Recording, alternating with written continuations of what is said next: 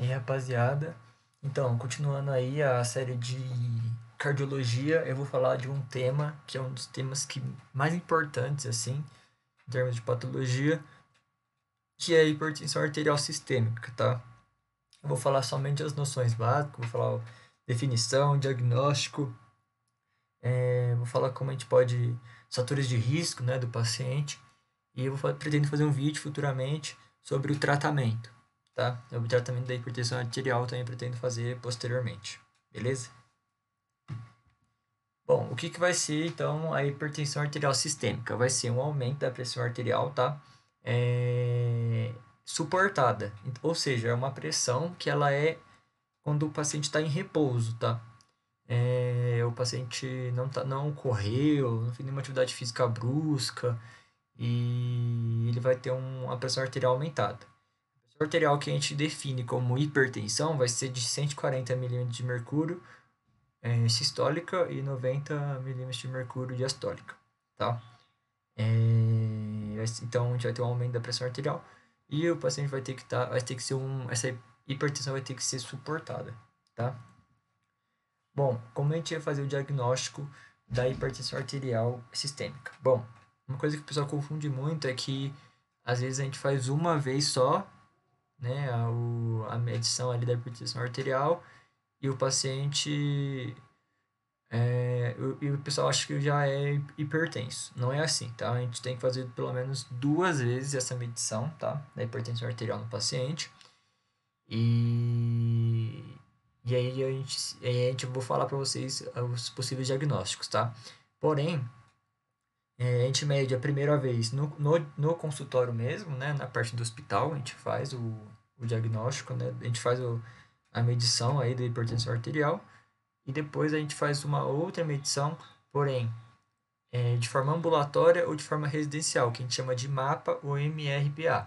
O MAPA é a medição ambulatória da pressão arterial e o MRPA é a medição residencial da pressão arterial, tá? Então a gente faz a primeira avaliação, né, do paciente na parte do hospital e depois fala para ele fazer ou o MAPA ou MRPA, tá? Para ele ter um diagnóstico de hipertensão arterial verdadeira, que eu vou mencionar posteriormente, ele tem que dar 140 por 90, pelo menos, nas duas vezes, tá? Mas a gente tem casos, né, que eu falei que a gente tem medido duas vezes, mas tem casos que a gente mede uma vez só e já diagnostica. Qual é esses casos? Quando a gente tem uma hipertensão tipo 3, que é 180 por 110, tá? 180 sistólica, 110 diastólica, ou pessoas que vão apresentar hipertensão. Pessoas que têm hipertensão, pode ser grau 1 mesmo, 140 por 90, mas ela tem riscos cardiovasculares, tá?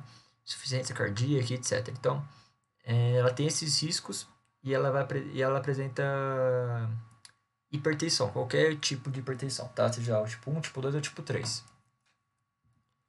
Bom, como a gente vai aferir a pressão arterial? Bom, para medir a pressão arterial, a gente vai precisar da questão lá do medidor, né, e do estetoscópio. E a gente vai levar em conta o som de Korotkov. Tá? O som de Korotkov é basicamente o som que você ouve do coração, né? Quando você coloca lá o estetoscópio, você ouve o som de Korotkov. Quando o som de Korotkov ele aparece, ele começa a aparecer, a gente vai ter a pressão sistólica. Quando o som de Korotkov ele desaparece, ele vai representar a pressão diastólica, tá? Então essa vai ser a diferença dos sons de Korotkov aí, tá? Nos idosos, a gente tem um negócio chamado hiato acústico, que é o quê? Quando o paciente, a gente ouve o primeiro som de Korotkov, né? Que a gente vai diagnosticar, que a gente vai ver a parte sistólica da pressão sistólica, e aí vai diminuindo, vai diminuindo, vai diminuindo. E aí tem um hiato acústico, ou seja, a gente tem uma parte que não tem som, tá? Mas para a gente evitar isso, a gente tem que continuar, né? Continuar ouvindo para ver se o paciente, para ver se volta, né? Porque aí se voltar, aí a gente vai ter a pressão diastólica. Não sei se ficou muito claro, mas é mais fácil na prática explicar isso. Tá? Mas o som de Korotkov é o som que a gente vai usar para a gente fazer a aferição aí da pressão arterial, tá? Bom, agora eu vou falar as medidas dentro e fora do consultório. Eu falei para vocês que para a gente fazer a medição da hipertensão arterial, a gente tem que fazer duas vezes. Uma na parte do consultório e a outra fora do consultório, seja ela ambulatorial ou residencial, que nem o MAPA e o MRPA. Bom, vamos supor que a gente chega com o paciente chega, a gente faz a aferição da pressão no consultório e deu 120 por 80, que é o comum, que é o normal, né? E aí a gente manda ele para casa, faz a medição MAPA ou MRPA, que é a medição ambulatorial da pressão arterial e medição residencial da pressão arterial. Se der, se também der 120 por 80, o paciente ou ele é normotenso, tem uma pressão arterial ou uma pressão arterial boa, né, normal, ou ele tem uma hipertensão controlada, pode ser por uso de remédios ou algum outro fator, tá?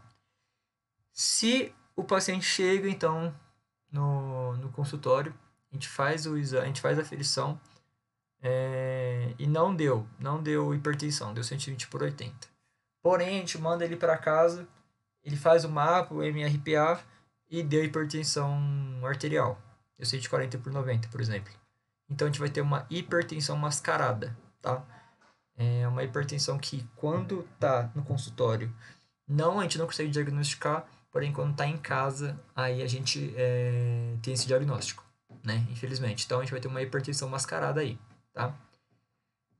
Se for o contrário, por exemplo, se o paciente chega no consultório, a gente faz a pressão arterial, deu hipertensão, 140 por 90, e aí ele volta para casa, faz o MRPA, o MAPA, e não deu nada, deu pressão arterial normal, a gente pode falar que o paciente tem uma hipertensão do jaleco ou do avental branco, tá?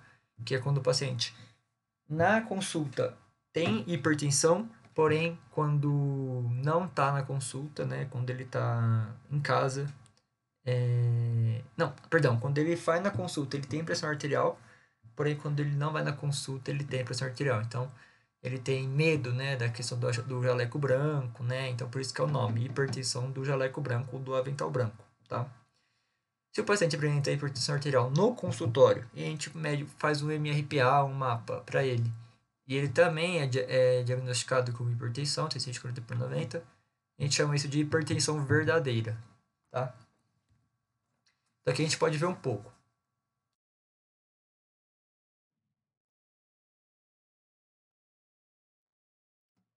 Aqui é no consultório e aqui é na MRPA, na medição residencial e na medição ambulatorial.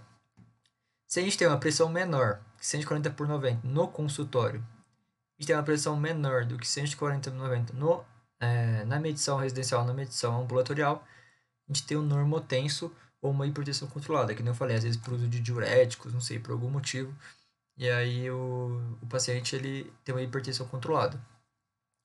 Se ele tem uma pressão maior que 140 por 90 no consultório, mas ele tem uma pressão menor que 140 na medição residencial ou na medição ambulatorial, ele tem uma hipertensão do jaleco branco, né? Porque no consultório ele tem uma hipertensão somente. Se a gente tem uma pressão menor que 140 por 90 no consultório, mas tem uma pressão maior que 140 por 90 na medição residencial da pressão arterial e na medição ambulatorial da pressão arterial, a gente tem uma hipertensão mascarada, tá? Se a gente tiver uma pressão maior que 140 por 90 no consultório e pressão maior que 140 por 90 no MRPA ou no MAPA, a gente tem uma hipertensão verdadeira, tá? Bom, qual vai ser a classificação, então, da hipertensão arterial? Eu falei que a gente tem o jeito de medir, né? A gente pode falar se ele é normotenso, hipertenso mascarado, hipertenso pelo jaleco branco. E aqui a gente vai falar dos graus, né? Dos graus da hipertensão. Se o paciente tem uma pressão sistólica e diastólica menor do que 120 por 80, respectivamente, ele tem uma pressão ótima. Se ele tem uma pressão normal, se ele tem uma pressão entre 120 a 130 e de 80 a 85, ele tem uma pressão normal, tá? Se o paciente ele é pré-hipertenso, ele precisa ter entre 130 a 139, né? E pressão diastólica de 85 a 89. Então, até aqui ele não tem hipertensão arterial, tá? Ele só pode ser no máximo pré-hipertenso. A partir daqui, a gente vai começar a hipertensão arterial primeiro grau, hipertensão arterial de segundo grau e hipertensão arterial de terceiro grau, tá? A hipertensão arterial de primeiro grau é de 140 a 160 e na pressão diastólica é de 90 a 100, 99, né? Na hipertensão arterial de segundo grau é de 160 a 179, na pressão diastólica é entre 100 e a 109. Na hipertensão arterial de terceiro grau, a gente vai ter uma pressão sistólica maior do que 180, na pressão diastólica mais que 110.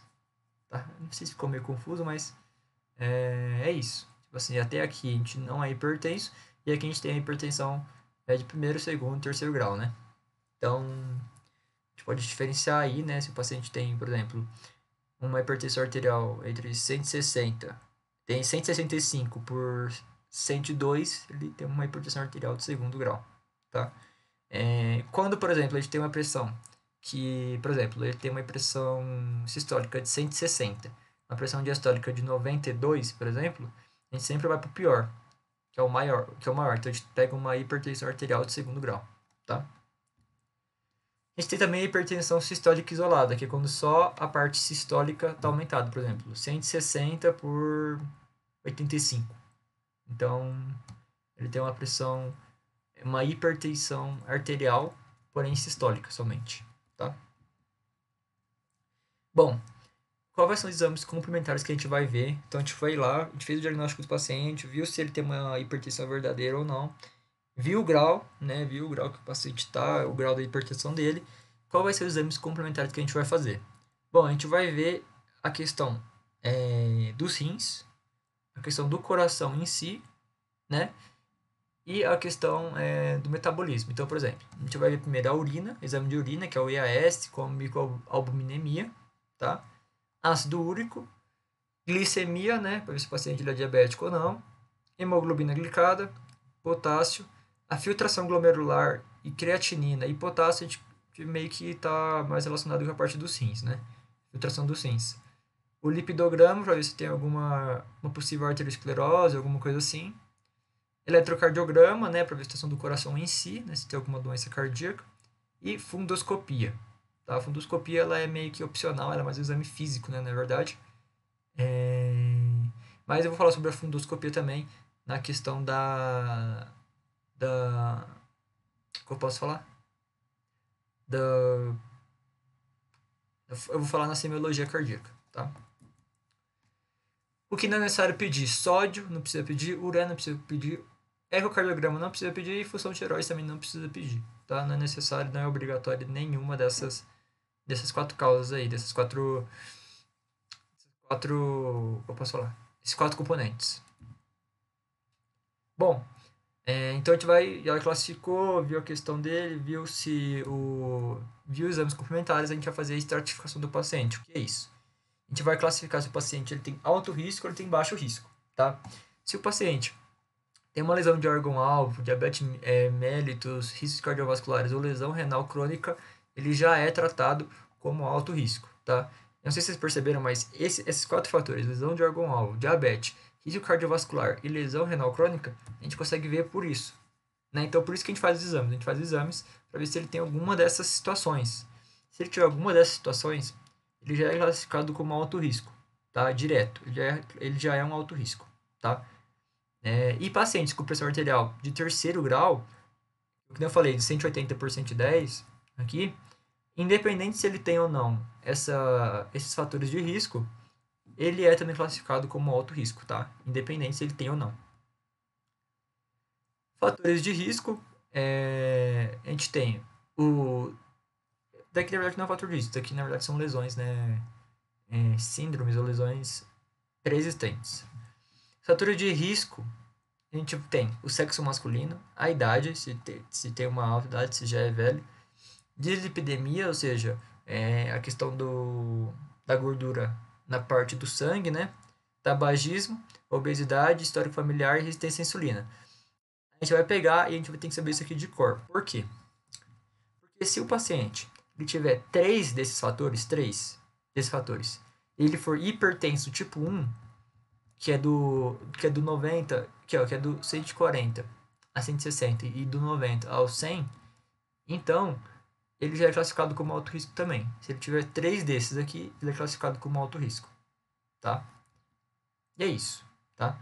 É bem de boa, hipertensão arterial, falei só as noções básicas mesmo, como estratificar o paciente, como diagnosticar os exames complementares, a questão da MRPA, EMAPA, enfim. Tem um resumido aqui, eu vou fazer um vídeo posteriormente sobre o tratamento da hipertensão arterial, que está muito relacionada com o fator de risco do paciente. Se a gente tiver um fator de risco maior, a gente vai fazer um tratamento mais pesado. Se a gente tiver um fator de risco menor, a gente vai um tratamento mais leve. Beleza?